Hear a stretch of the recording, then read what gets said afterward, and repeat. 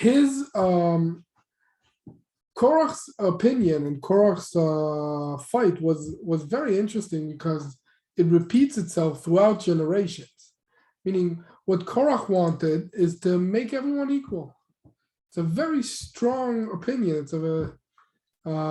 It's something that we all connect to the fact that yes, everyone is kedoshim, everyone in Am Yisrael is holy, and everyone should be connected in the same manner. And why is there a difference between people? That's essentially what he wanted. Having everyone equal essentially is democracy. Korach wanted to have democracy where everyone is being ruled by the majority opinion. If we need to make a decision, what do? So we go to the majority, and what most people want would be the right thing. So democracy does have its good things, and we'll speak about that soon. But the concept is that everything has to be under motion, under Hashem. When you put the system under Torah and under the leadership of motion, under Hashem at the end of the day, then you can have a very nice democracy. But when you try to leave them out of it, to just look at this world by itself, then that is going to lead to a disaster. However, and this is a very interesting lesson that we learned from Rabbi Ginsburg a bunch of years ago, that he said that the pasuk tzaddik katamar ifrach, that a tzaddik would bloom like a palm tree, like dates, and that pasuk is the ending letters of this pasuk is kuf reish chet, which is Korach, which means that at the end of the day we are looking for a time that Korach, who was a very smart person, who was opinionated, who had a lot of money, he was very wealthy. Korach was one of the wealthiest people ever. So even a person like that would be a tzaddik, would be connected to Moshe, and therefore allowing us to enjoy his opinion and his abilities, which is what he wanted. He wanted to be a leader. So again, the inner inclusion between having a klal, looking at it as a nation or as a system or as a group of people, and therefore needing to not have, meaning if you want to look at it as a group, then you got to give up some of your individuality, the prat. So the klal and the prat. If you want to be individualized, if you want to have everything by the person, then you got to give up the group efforts. So having a joint effort between the group, between the nation, between the Jews, between humanity as a whole, and having a place for an individual to have the ability to have both, that is the beauty and that is the knowledge of Torah. And that is something that we can learn from Korach.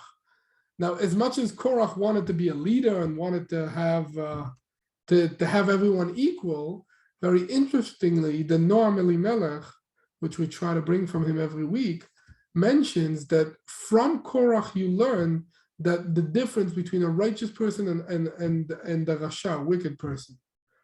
From him, from Korach and his crew, we can learn of how big of a tzaddik was Moshe, and not only that, it says that he brings his father and grandfather to show them also that they were tzaddikim, and Korach was nothing like them.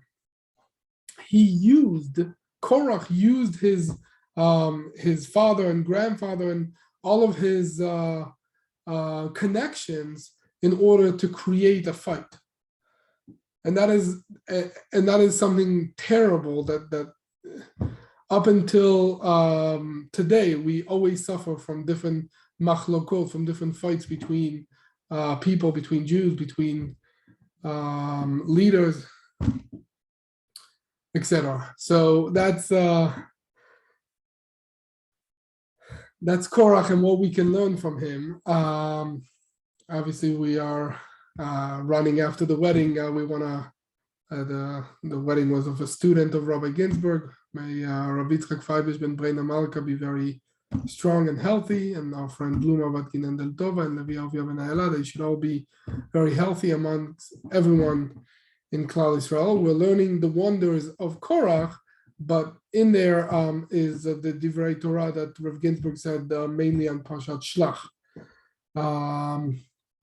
So the main thing we were looking at is in this week's wonders is the famous saying, the famous thing that if you want to say to a Jew, what is a statement that we as Jews have that unite us, a statement that you can ask Jews everywhere, and they all connect to it, it is Shema Yisrael. There's a story I remember that after the Holocaust, there was a Jewish rabbi, I don't remember who, that went around to try to find Jewish boys that were left in different places all over. And when he would find a group of kids, he would scream, Shema Yisrael, Hashem Elokeinu, Hashem Echad, and then he would look around. And the kids that put their hand on their eyes, or the kids that kind of that it hit them, then he knew that they were connected, they were Jewish, that they heard it when they were little. So we can see that Shema Yisrael in general is a statement that said at any time a Jew sees that that his life is in big trouble one way or another, that's the pasuk that we say, and we want to learn to look into this pasuk and see what is so special about it. What can we think about when we say Shema Yisrael? So first, Rabbi Ginsburg brings a Gemara. The Gemara in Masechet Brachot, the Gemara says that Amar Rav Mani, very interesting name. So in the Yerushalmi, I think it's brought Rav Mana, that his name was Mana, but we mostly when we learn, we say Mani. So Amar Rav Mani, Kol HaKoreh Kriyat Shema Bizmana, that anyone that reads Shema Yisrael in his time, it's more than learning Torah. So what is he trying to say? So there's a lot of back and forth and very deep understanding of it in Chassidut in general. But when we look at Shema Yisrael in general, when we look at what we're saying here, and I'll say it a little bit from the end, Rav Ginsburg splits it into 4 different kavanot, different things that we should think about as we say Shema Yisrael. The first thing is Shema Yisrael. What is Shema Yisrael? So the word Shema has the letters Ol Malchut Shamayim, which is to accept upon yourself the leadership of Hashem. Shema could also mean gather. So when we say Shema Yisrael, it's not just saying listen, that us, the nation of Israel, or anyone that's connected, B'Shem Yisraeli Kara, that's named Israel, anyone that's connected should listen. But the main thing that we're saying here is that we are accepting Hashem. That's Kabbalat Ol Malchut Shamayim. That is the special thing in the Shema Yisrael, that we're accepting the fact that Hashem is our leader. And we're gathering. Now, why do we start with Shema Yisrael? Listen, because we want to have a person. Who's listening? I am listening. Shema Yisrael. I am saying it. Everyone should gather, but I am saying it. What am I saying? The first thing that I'm saying is I'm accepting Hashem as my leader. We are under God. So that's the first 2 words. The second two words are Hashem Elokeinu. Hashem is Havaya Yud Kei Vav Kei. It's then the holy name of Hashem that's above the world. Elokeinu is the name of Hashem that's in this world, that is connected more to this world. So what is this? What are we trying to say? We're trying to say what's called Amanat Elokut, the faith in God. So what is the difference between accepting God and the faith in God? So when we think of faith in general, we try to split the world into people that have faith and people that don't have faith. But within not having faith and having faith, there's a huge spectrum that you can look at. And some people say, for example, a friend of mine said a story that he went to his relative and told her that an explanation from Kabbalah. And she told him, I don't believe in these things. So she explained, my father was a big rabbi and he was into Kabbalah, so he believed it, but I don't believe in it. What she meant to say is it's not relevant to me. When something is not relevant to me, then I don't believe in it. Now, what are we saying? We're saying that God, Hashem, in the highest form that we know, the Yud Kei Vav Kei, the highest name of Hashem, is our God. Our God, Elokeinu, is in this world. That we believe that Hashem is relevant to this world. So if Shema Yisrael is accepting Hashem, Hashem Elokeinu is saying that Hashem is relevant. And what is Hashem Echad? So that's saying that everything in this world, it's Yichud Hashem, that everything is Hashem, everything is connected to Hashem, it's not that Hashem is in a very holy place or in synagogues and different places. Hashem is everywhere, and not only is he everywhere, he's unified, and he's unifying the world. And that is the main point of Kriyat Shema. But the end of Kriyat Shema, the Daled, that we always say a long Daled, that is representing us giving up everything, giving up Mesirut Nefesh, to give up ourselves for Hashem. So that's the four things that we should think about. Now, Shema Yisrael, in the statement that we said, is more than learning Torah. Why is that? What's so special about Shema Yisrael? So Torah, in a simple sense, is having God's words that come from outside this world come into this world. But how do they come into this world? We connect them. We have halacha. We have ways of looking at this world, and we try to connect them. But it's not simple. It doesn't always sit. But Shema Yisrael is above the world. It's the way that when God thought of the world, in one instant, the world existed. There's no separating between the world and Hashem. When we say Shema Yisrael, we're elevating the world to a higher place, but we're also accepting Hashem in a form that doesn't bother this world, that doesn't break the world. Shema Yisrael. So Torah has infinite light, but that light has to look at reality, has to look at this world and work with it. But it's almost like taking light and bringing it into darkness. The world is darkness, and you're bringing the light of Torah to influence this world, to change the world, to turn the world into light. But what is Kriyat Shema? Kriyat Shema is having lightness and darkness together, meaning having God in this world without the need to make it work, because it already works. It's something above, and that's why in Kriyat Shema we give ourselves completely, because there should not be anything separating. If there is something separating between us and Hashem, then there's something wrong. Then we're not in this world. So that is the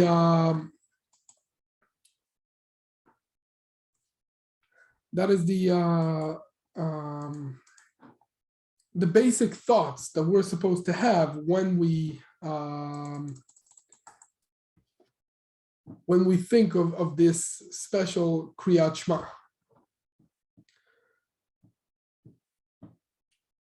Give me 1 second. Let me open it up here.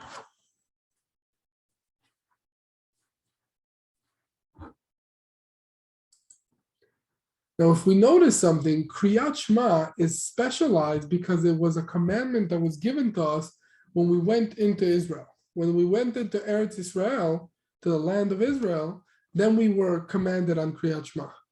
Meaning there's something important about conquering the land that has to do with Kriyat Shema. It's the Jewish call for action.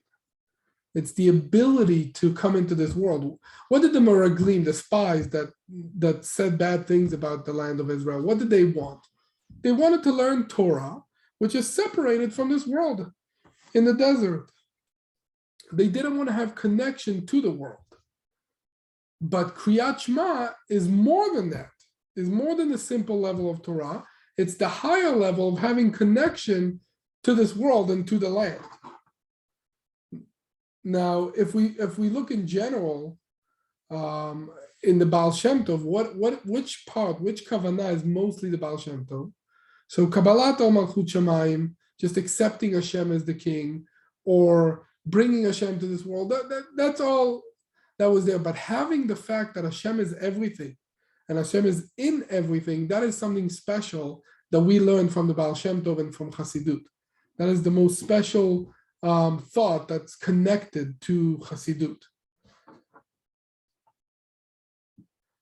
Now, if we look at the two things that have to go together, whenever we do something, let's say we do a mitzvah, we go ahead and we put on our tefillin. So we are putting on tefillin, which is we have the man and the object. But in Kriyat Shema, it's one and together. It's I am saying Kriyat Shema, but what I'm saying Kriyat Shema, that's the object also. But if we look at the pasuk itself, first Shema Yisrael, when we say gather or listen, Israel, which is myself, but everyone else, that's already the person. What are we listening to? We're listening to Hashem. So Hashem or the belief in Hashem is already the object. So that's connecting the two things that normally don't go together. In Kriyat Shema, they go together.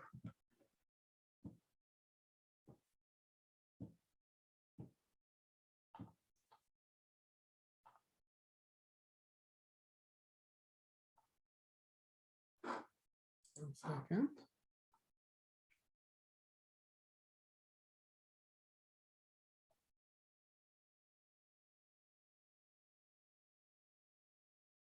Now, when we're saying the statement, when is Kriyat Shema special for? Like when is the special time of Kriyat Shema? So there's two times for Kriyat Shema. There's two times that we are commanded to say Shema Yisrael. One time is in the morning, and one time is at night. And within the time, there's a time of morning, the 3 hours in the morning, 3 or 4 hours in the morning, and there's a certain time at night. And saying Kriyat Shema in its time is higher than Torah. What's so special about the time? Why are we so connected to the time? Because the time is when Hashem says Kriyat Shema. We are answering by doing something in its time. We are answering the call that comes from Hashem to connect to Him. In general, this could be an explanation in general of why women are not obligated to do mitzvot that have to do with time. Because when you do something that has to do with time, you're answering the call of Hashem. Hashem says, this is what I want. And when there's a specific time for it, that is the call of the Shekhinah. That Hashem is asking to connect. It's like a phone call that we're getting. And we are answering that phone call. So the side that's asking is more the feminine side, which is why women are connected to the call. The answer to that call is that what we are answering for, and that's why men are obligated to say it. But when you say Kriyat Shema in its time, you're actually saying against what Hashem is saying. And what that creates tremendous happiness, tremendous simcha. That the connection between Hashem's calling, between the morning and our saying of Kriyat Shema, accepting Hashem to the world, is something that creates tremendous happiness. And that allows us to work the whole day. There's a famous story about the Satmar Rov that said that people asked him, what's a good way to have parnasah, to make money, to have enough to support yourself. So he said, all the nice ways of praying and good things, they're all until 8 a.m. At 8 a.m., you go to work. Essentially, that's very much connected to what we're saying. You say Kriyat Shema in its time, because Kriyat Shema in its time is higher than everything. But once you have it in this time, the rest of it works with the world. Then you can really work with the world. So very interestingly, there's a question that I want to answer to. Chabad, very much, you can ask every Chabad person, they're very much makpid, they're very much careful to say Kriyat Shema in its time. The time of prayer, they can daven the whole day. They can pray the whole day. But the time of Kriyat Shema is very important to every person that's connected to Chabad and to every Jew. The time of Kriyat Shema. So many times you have to wake up in the morning to say, wash your hands, say Kriyat Shema, and then if you didn't sleep at night or if you have to, you can go back to sleep. But saying Kriyat Shema in its time is crucial in order to accept Hashem in the world.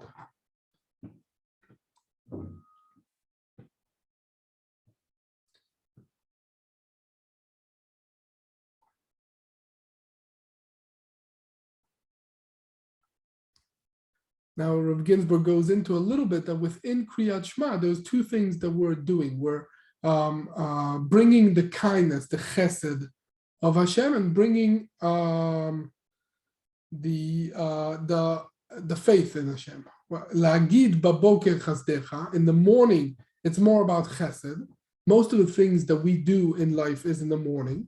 And we said that everything that we do, and as we spoke about a few weeks ago, everything that we do is connected to kindness, to chesed. So that's in the day. But at night is the faith. And what is the faith that we have at night? What are we supposed to do with this, with Kriyat Shema? We're supposed to share it with the world, to spread faith. That's ve'emunatcha baleilot, that we as Jews are supposed to connect everyone to this faith in Hashem.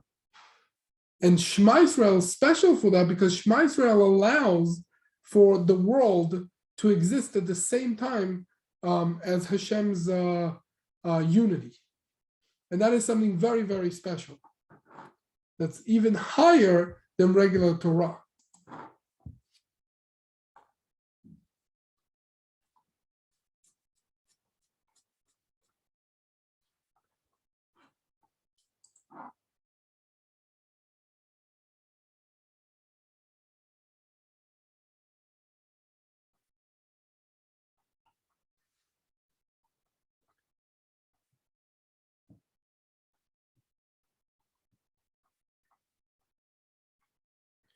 Now, something that we need to connect to is that in Kriyat Shema, we're bringing upon the special thing of Hashem and the world working together in complete unity.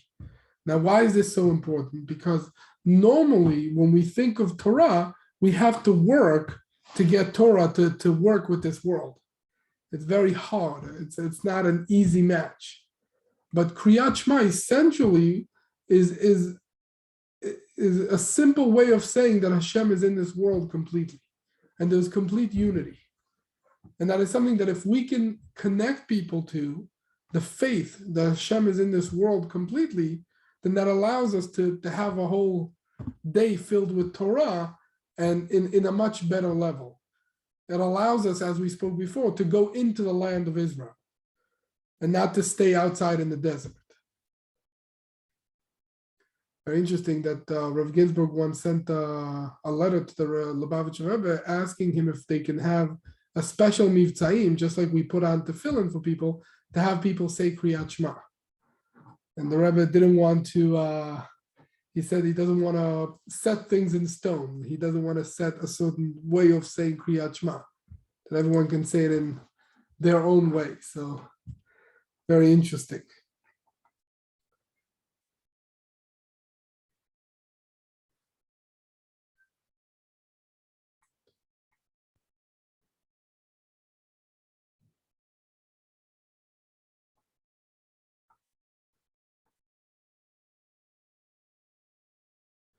So very interestingly, the Parasha of Shlach ends with Aaron and Miriam saying bad things about Moshe.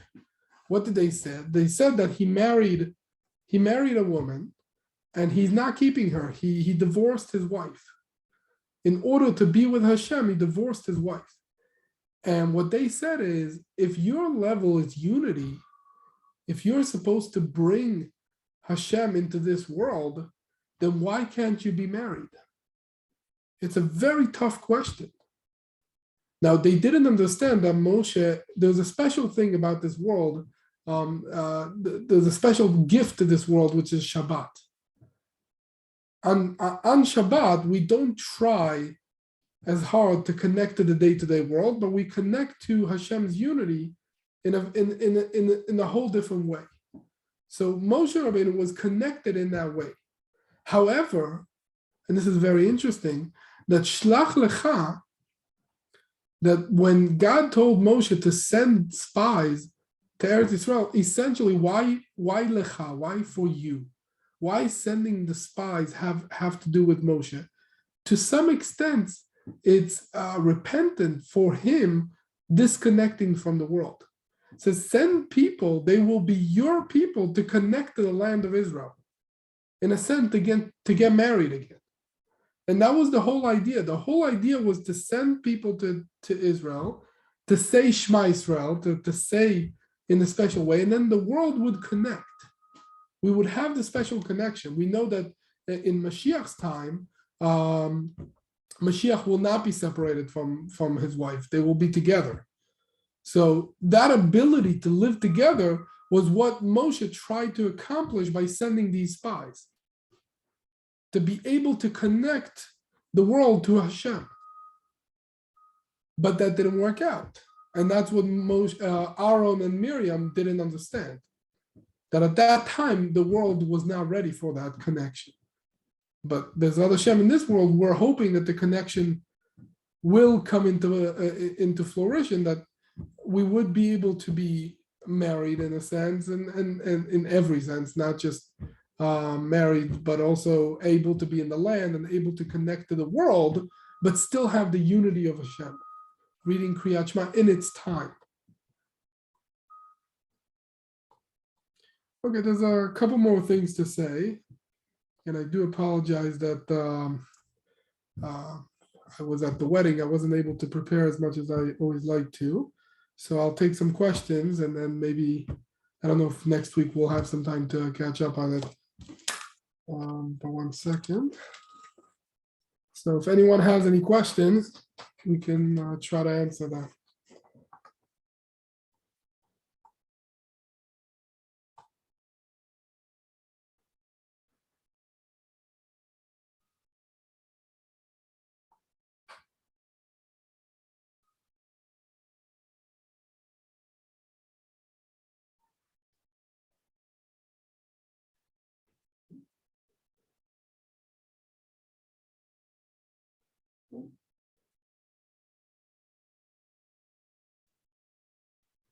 Very interesting. Esther wrote, is it correct to say that God, with his 4-letter name, connects things to be able, the letters and the vessels, the sphirot, to be able to connect them?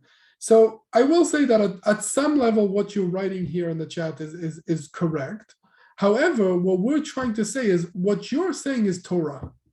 There's something higher than that, where Hashem doesn't need to connect, because the world is within him. That is Hashem Echad. That at the end of the day, by what you're saying of connection between letters and sfirot and all of this is Torah. But the higher level is that everything is Hashem. There's no need to connect because everything is already connected. And that is the level of saying Kriyat Shema in its time. That is the things that we try to connect to when we say Hashem Echad, that God is one, that everything is one, everything is connected. That's the kavanah.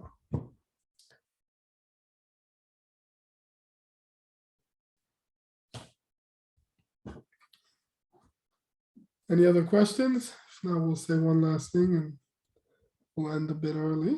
Okay.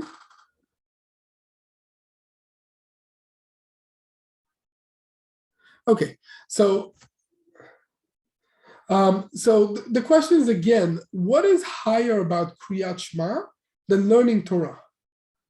That is the question. Kriyat Shema, especially in its time.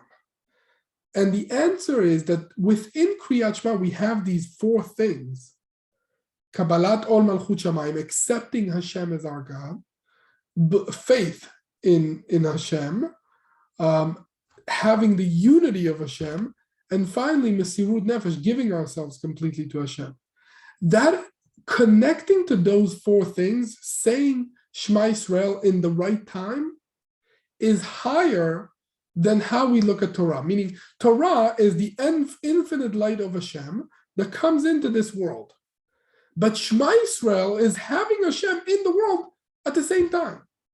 And that's why, by the way, we cover our eyes. It's not something we can see. Imagine someone covering his eyes when he's learning Torah. What are you doing? You need to see. You need to see what's going on. You need to look at the letters. You need to look at something. No, but in Kriyat Shema, there's something that we want to say with open eyes, but we can't. We can't see it. But we can connect to it, especially if we do it in its time, in the right time. And that connection is higher than learning Torah, which is the infinite light of Hashem coming to this world.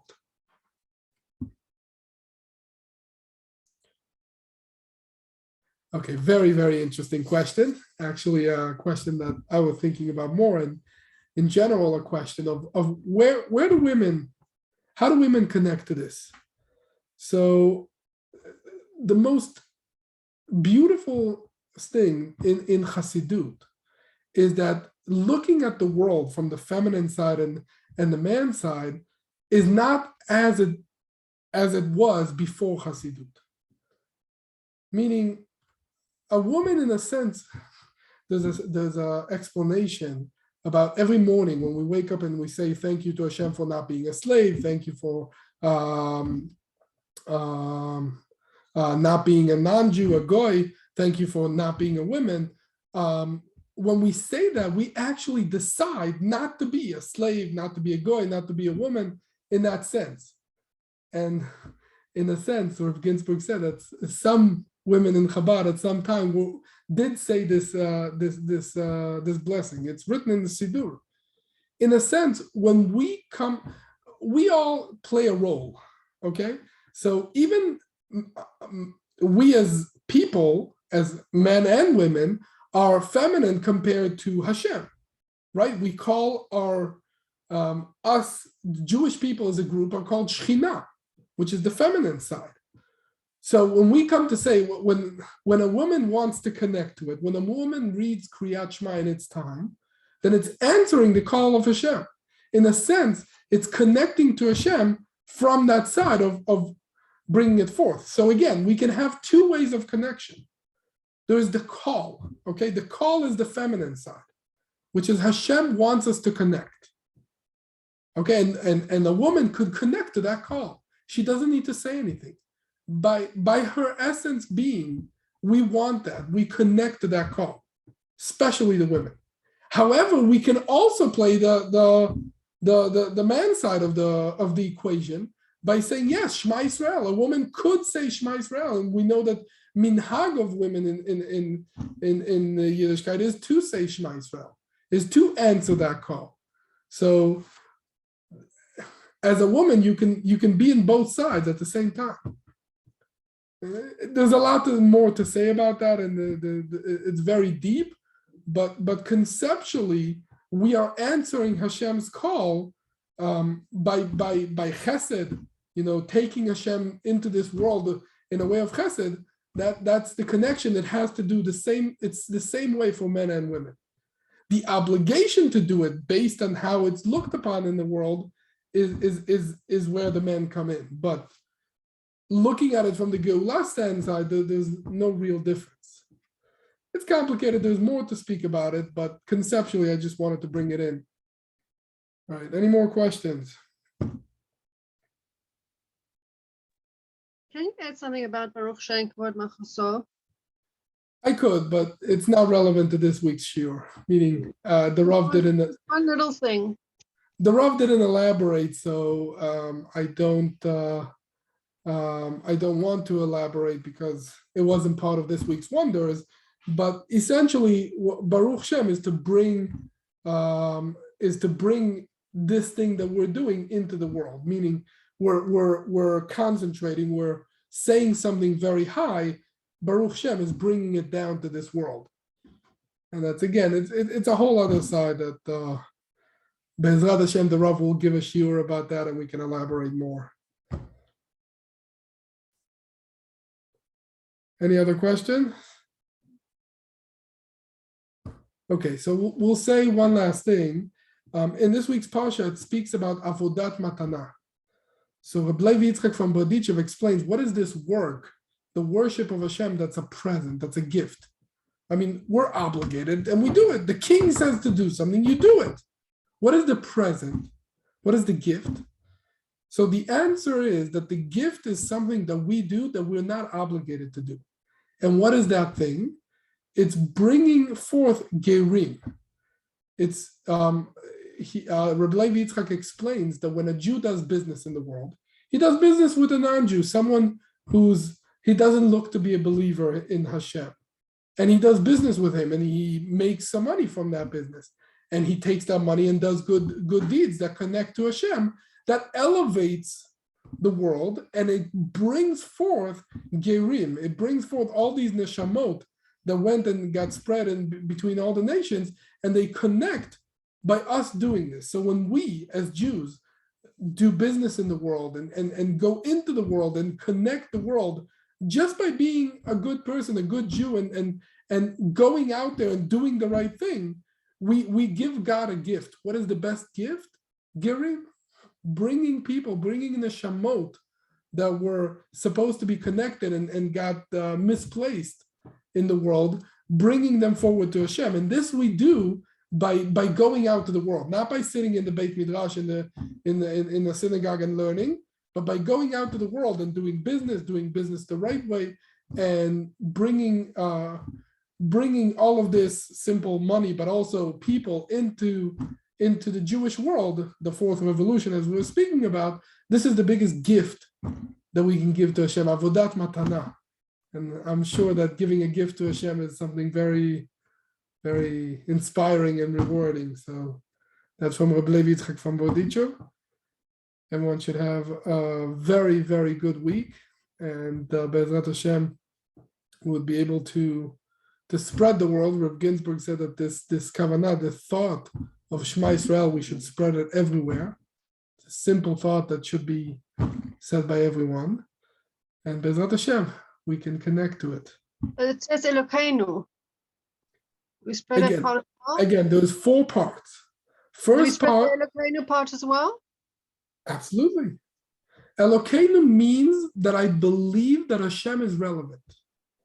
Ha'amanat Elokut. So it's usually taught as meaning only to Jews. That's how we usually learn it. Usually they tell us that Hashem Elokeinu means now he's our God and one day he'll be everybody's. Hashem Echad, one day he'll be everybody's. Right, that's a different kavanah. That's not the kavanah that we're saying here. What we're saying is Hashem is Elokeinu. By saying that God, Hashem, Yud Kei Vav Kei, is Elokeinu, is in this world. It's the faith, the simple faith in Hashem, that's already a whole different level. It doesn't necessarily have to do with Jews in this thought. You're right that the simple thought is us Jews, but the thought that we're saying here is that faith in Hashem is for everyone. everyone should see God as part of their world. And that's Hashem Elokeinu. Even a non-Jew, there's I think the Ramban told a non-Jew that wanted to get close to Judaism but not convert, he told him to say Shema Yisrael. So there must be a connection, Shema Yisrael, to every person. Not every kavanah, every thought process is fit for non-Jews, but this thought process is for the whole world.